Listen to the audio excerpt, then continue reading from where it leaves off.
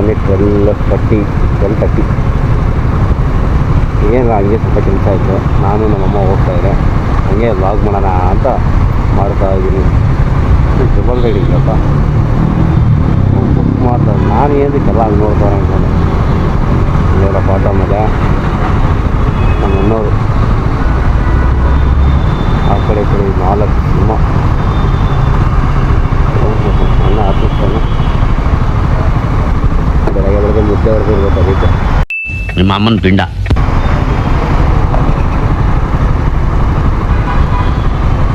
Mummy petrol ಹಾಕಮ್ಮ ಹಾಕಮ್ಮ ಒಂದು 1000 ರೂಪಾಯಿ ಹಾಕ್ಬಿಡಮ್ಮ. Machine ಇದ್ದಿದ್ರೆ ನಾನೇ ನಿನಗೆ ಕೇಳ್ತಾ ಇದ್ದೆ, ನಾನೇ ಪ್ರಿಂಟ್ ಕೊಡ್ಕೊತಾ ಇದ್ದೆ.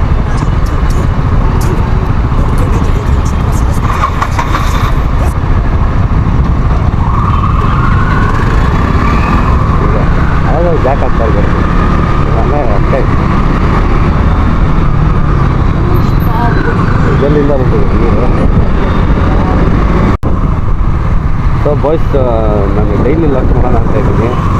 ನಾನು ಬೋರ್ ಆಗಿಬಿಟ್ಟಿದ್ದೀನಿ. ಮನೆ ಎಷ್ಟು ಸೋಂಬೇರಿ ಆಗಿಬಿಟ್ಟಿದ್ದೀನಿ ಅಂದರೆ ಮೊದಲಾದ್ರೆ ಎಡಿಟಿಂಗ್ ಮಾಡೋಕ್ಕೆ ಅಂತಲೇ ಟೈಮ್ ಸ್ಪೆಂಡ್ ಮಾಡ್ತಾಯಿದ್ದೆ. ಇವಾಗ ಮನೆಗೆ ಬಂದೆ ಬರೀ ಇಷ್ಟ ಸ್ಕ್ರೋಲ್ ಕುತ್ಕೊಂಡ್ಬಿಡ್ತೀನಿ. ಸೊ ಅದಕ್ಕೆ ಇವಾಗ ಲ್ಯಾಪ್ಟಾಪ್ ಬೇಕಾಗಿತ್ತು ನನಗೆ. ಲ್ಯಾಪ್ಟಾಪ್ ನಾನು ತರಿಸ್ತಾಯಿದ್ದೀನಿ. ಸೊ ಅದು ಇಲ್ಲೆಲ್ಲೂ ತರಿಸ್ತಾ ಇದ್ದವು ಓದಿಸೋದಕ್ಕೆ ನನ್ನ ಮಕ್ಕಳು ಇಂಡಿಕೇಟರ್ ಆಗ್ತಾಯಿಲ್ಲ. ಸೊ ಕಾಕಿನಾಡಾಯಿಂದ ನಾನು ಲ್ಯಾಪ್ಟಾಪ್ ತರಿಸ್ತಾ ಇದ್ದೀನಿ. ಅಲ್ಲಿ ಗೊತ್ತಿರೋ ಒಬ್ಬರು ಡೀಲರ್ಸು ಥರ ನನಗೆ ತರಿಸ್ಕೊಡ್ತಾರೆ, ಚೆನ್ನಾಗಿರೋದು. ಅದೇ ಬಂತು ಅಂದರೆ ನಾನು ಡೈಲಿ ಲಾಕ್ ಮಾಡ್ತೀನಿ. ಏನಿಲ್ಲ, ನಾರ್ಮಲಾಗಿ ನಾನು ಕೆಲಸ ಮಾಡಿದೆ ನಿಮಗೆ ತೋರಿಸ್ತೀನಿ. ಗೊತ್ತಾಗುತ್ತೆ ನಿಮಗೆ ಯಾವ ಥರ ರಿಯಾಕ್ಷನ್ಸ್ ಇರುತ್ತೆ, ಯಾವ ಥರ ನಮ್ಗೆ ರೆಸ್ಪೆಕ್ಟ್ ಮಾಡ್ತಾರೆ ಅವರಿಗೆ. ಅದಕ್ಕೆ ಕಸ್ಟಮರ್ಸ್ಗಳು ನಾನು ಅಕ್ಕ ಚಡ್ಡಿ ಹಾಕೊಂಡು ಹೊಡೋದು ಬಿಡಿ ಎಲ್ಲ ಇರಬಾರ್ದು. ಅವರ ತಂಪೂಡ ಬಂದು ಅವರು ಚಡ್ಡಿನಲ್ಲಿ ಹಾಕೊಳ್ಳಿ ಏನಾದ್ರು ಅಕ್ಕ ಫುಲ್ ಫಿಟ್ ಮಾಡ್ಕೊಳ್ಳಕ್ಕ ಒಂಥರ.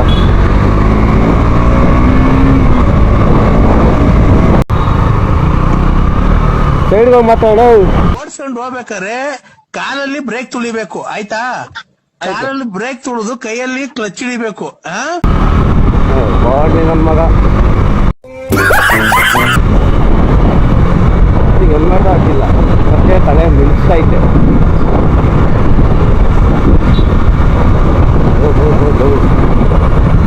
ತಕ್ಕ ಆಡ್ತದ ಈ ಥರ ಹೇಳೋ.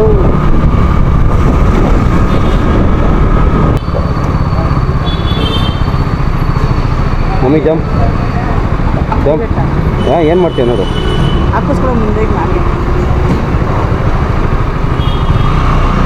ಮಮ್ಮಿ ಹಾಕ್ಸಮ್ಮ. ಓ ನಚ್ಚಿ ರೇಟ್ ಇವಾಗ ಏನಾಗಬೇಕಾ?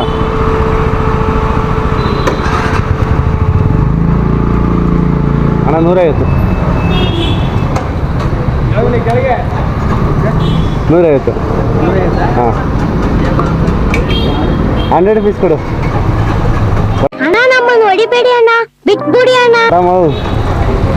ಅಮ್ಮ ಕೊಡೋದಿಲ್ಲ ಅಂತಾರೆ. ನನ್ನ ಗಾಡಿ ಇತ್ತಿದ್ರೆ ಅದೇ ಆ್ಯಕ್ಟಿವ್ ಇದ್ದರೆ ಕ್ಲೀನಾಗಿ ಕೊಡ್ತಾರೆ.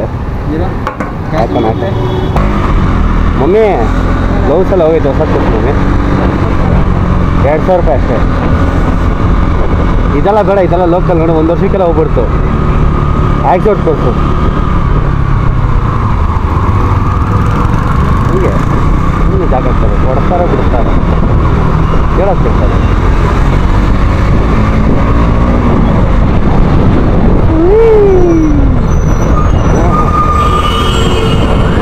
ಸಿಕ್ಸ್ ಬುಲೆಟಲ್ಲಿ ಎದುರುಗಡೆ ಇಲ್ಲಾರಪ್ಪ ಅಮರ ಪ್ರೇಮಿ ಗಾಡಿಗಳು ಹೋಗ್ತಾರೆ ಆಟದಲ್ಲಿ. ಓಹೋ ಅಕ್ಕ ಅದು ಫೋಟೋ ಹಿಡ್ಕೊತಾರೆ. ಅಂಬರಿ ನಮ್ಮ ಥರ. ಓ ಮೈ ಗಾಡ್.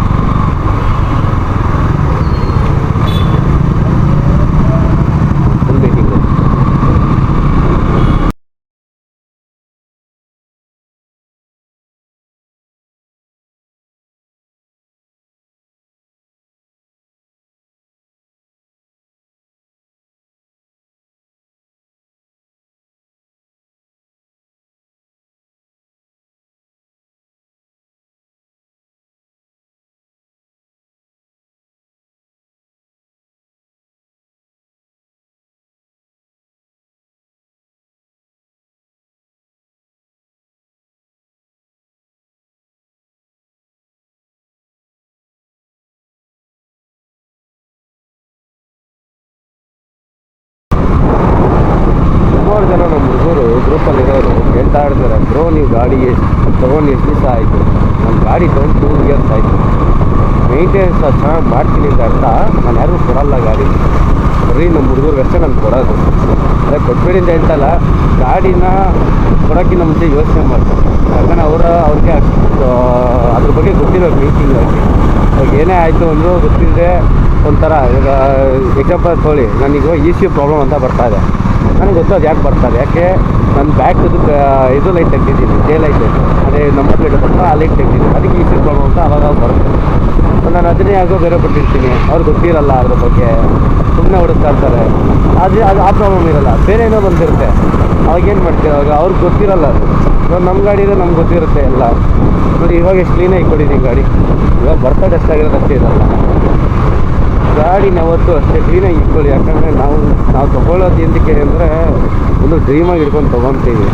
ಅದನ್ನು ನಾವು ತೊಗೊಂಡ್ಮೇಲೆ ನಾವು ಕೇರ್ಲೆಸ್ ಮಾಡಬಾರ್ದು. ತೊಗೊಂಡ ಸ್ಟಾರ್ಟಿಂಗ್ ಮಾತ್ರ ತೊಳೆಯೋದು, ಪಾಲಿಶ್ ಹಾಕೋದು, ಅದು ಸ್ಟಾರ್ಟಿಂಗಲ್ಲಿ ಮಾತ್ರ ಇರಬಾರ್ದು. It's to be end of the day. ಆಗಿಲ್ಲ ನಿಮ್ಮ ಕೈ ಮೇಂಟೈನ್ ಮಾಡೋಕ್ಕೆ, ಡೆಫಿನೆಟ್ಲಿ ತೊಗೊಳಕ್ಕೆ ಹೋಗಬೇಡಿ. KTM ಅಷ್ಟು ಏನೋ ಮಾತಾಡ್ತೀನಿ. KTMನ ನೀವು ಸಾಕಬೇಕಂದ್ರೆ ಒಂಥರ ನೀವು ನಿಮ್ಮನ್ನೇ ನೀವು ನೋಡ್ಕೊಂಡಿರ್ಬಾರ್ದು. ಆ ಥರ ಕೇರ್ ಮಾಡಿದ್ರೆ ಮಾತ್ರನೇ ಇದು ಚೆನ್ನಾಗಿ ನೋಡ್ಕೊಳ್ಳೋದು. ಇಲ್ಲಾಂದರೆ ಸುಮ್ಮನೆ ನೀವು 50 ರೂಪಾಯಿ ಪೆಟ್ರೋಲ್ ಹಾಕ್ತೆ, ಅಲ್ಲಿಗೆ ಹೋದೆ ಇಲ್ಲಿ ಬಂದೆ, ಆ ಥರ ಎಲ್ಲ ಹೋಗ್ಬಿಟ್ರೆ ನೀವು ಗಾಡಿ ಮೇಂಟೈನೇ ಮಾಡೋಕ್ಕಾಗಲ್ಲ. ಹೊಡ್ಕೊಂಡು ಹೋಗ್ಬಿಡುತ್ತೆ, ಎಲ್ಲ ಹೊಡ್ಕೊಂಡು ಹೋಗ್ಬೇಕು ಟೈಮ್ನ. ಇಲ್ಲಿ ಲಾಕೆ ಮಾಡ್ಬಿಟ್ಟವನೇ, ಇಲ್ಲಿ ಲಾಕಿ ಓಪನ್ ಇತ್ತಲ್ಲ, ಹೆಚ್ಚಾಯ್ತಾ ಇದು ಕ್ರ್ಯಾಶ್ ಆಗ್ತಾನೆ. ಮೀಟಿಂಗ್ ಏನು ಹೇಳ್ತೀನಿ ಅಂದರೆ, ಗೊತ್ತಿರೋರು ಕೊಡಿ, ಗೊತ್ತಿಲ್ದವ್ರು ಕೊಡೋಕ್ಕೆ ಹೋಗಬೇಡಿ. ಯಾರ ಮಕ್ಕಳು ಕೈಲಿ ಮದುವೆ ಮಾಡ್ತಾರೆ ಮಾಡೋದು ಏನೋ ಮಾಡ್ತಾರಂತಲ್ಲ, ಹಂಗಾಗ್ಬಿಡುತ್ತೆ ಈ ಗಾಡಿನೆಲ್ಲ ಕೊಟ್ಟರೆ.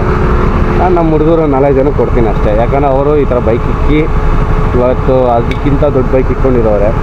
ನಾನೊಂದು ಗಾಡಿ ನನ್ನ ಗಾಡಿ ಕೊಡ್ತೀನಿ, ಅವ್ರ ಗಾಡಿ ನನ್ನ ಹತ್ರ ಇದ್ದೇ ಇರುತ್ತೆ. ಯಾಕಂದರೆ ಗೊತ್ತಿರಬೇಕು ಅವ್ರಿಗೆ, ಇರಪ್ಪ ಯಾರ್ದೋ ಒಬ್ಬರು ಗಾಡಿ ಇಟ್ಕೊಂಡಿದ್ದೀವಿ ಅನ್ನೋ ಒಂದು ರೆಸ್ಪಾನ್ಸಿಬಿಲಿಟಿ ಇರಬೇಕು. ಇಲ್ಲ ಅಂದರೆ ಸುಮ್ಮನೆ ಡೆಫಿನೆಟ್ಲಿ ಕೊಟ್ಬಿಟ್ಟು ಹಾಳು ಮಾಡ್ಕೊಳ್ಳೋದು ನಿಮ್ಮದೇ, ಎಲ್ಲ ನಿಮ್ಮ ಕೈಲಿ ಇರೋದು. ಬಟ್ ಕೊಡೋದು ಬಿಡೋದು ನಿಮ್ಮ ಮೈಂಡ್ ಥಾಟಲ್ಲಿ ಇರಬೇಕಷ್ಟೇ. ನಾನು ಯಾರಿಗೂ ಕೊಡೋಲ್ಲ ಗಾಡಿ ವಿಷಯವಾಗಿ. ನನ್ನ ಹತ್ರ ಬೇಕಾದರೆ ನನ್ನ ಇದ್ದೂರಾಗಿದ್ದಾರೆ, ಐ ಡೋಂಟ್ ಕೇರ್ ಬ್ರೋ. ನನಗೆ ಯಾಕಂದರೆ ನನ್ನ ಗಾಡಿ ಇಂಪಾರ್ಟೆಂಟು. ಕೊಟ್ಟಿಲ್ಲ ಅಂತ ಟಿಕ್ಕ ಹೊರ್ಕೊಳ್ಳೋದು ಅದೆಲ್ಲ ನೋಡಿಬಿಟ್ಟಿದ್ದೀನಿ ನಾನು ಬೇಕಾದಷ್ಟು. ಬಟ್ ಏನಕ್ಕೆ ತೊಗೊಳಕ್ಕಂತೂ ಆಗೋಲ್ಲ ನನ್ನ ಹತ್ರ, ಅದು ಅವ್ರಿಗೂ ಗೊತ್ತು, ನನಗೂ ಚೆನ್ನಾಗಿ ಗೊತ್ತು. ನಾನು ಒಂದಲ್ಲ ಇನ್ನೂ 10 ಗಾಡಿ ಇಕ್ಕಿದ್ರು ನಾನು ಯಾರಿಗೂ ಕೊಡೋಲ್ಲ. ನಮ್ಮ ಅಣ್ಣನಿಗೆ ಕೊಡೋಲ್ಲ ನಾನು ಕೇಳಿದ್ರೆ, ಯಾವಾಗೋ ಒಂದು ಸರಿ ಕೊಡ್ತೀನಿ. ಆಗ ಅವ್ನಿಗೆ ಗೊತ್ತು ಈ ಗಾಡಿ ಬಗ್ಗೆ. ಬಟ್ ಆದರೂ ನಾನು ಯಾಕೆ ಕೊಡೋಲ್ಲ ಅಂದರೆ, ಒಂದು ಮೈಂಡಲ್ಲಿರುತ್ತೆ ಯಾರು ಹಿಂಗೆ ಓಡಿಸ್ತಾರೆ ಅನ್ನೋದು. ಹೋಗಲ್ಲೇ ಓಡಿಸ್ಬಿಡಕ್ಕೆ ನಮಗೆ ಸಾಯ್ತಾರೆ.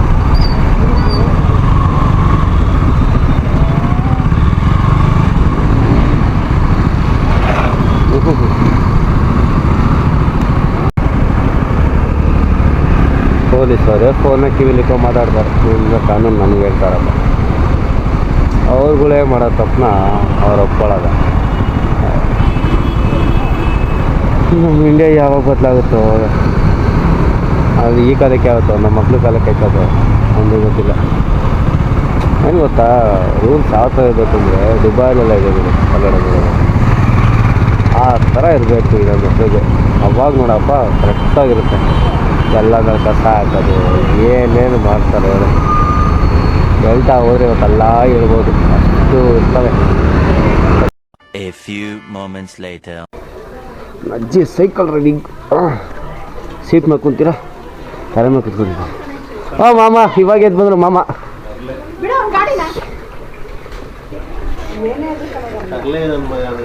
ಹೆಂಗೈತೆ ಮಾಮ ಸೈಕಲು?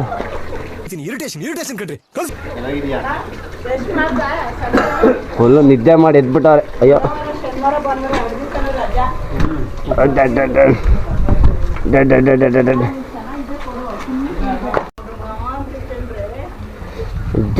ಇನ್ನು ಏನೋ ಬೇಕಣ್ಣ.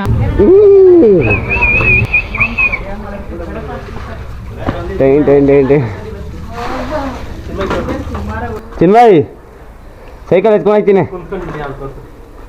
2000 years later.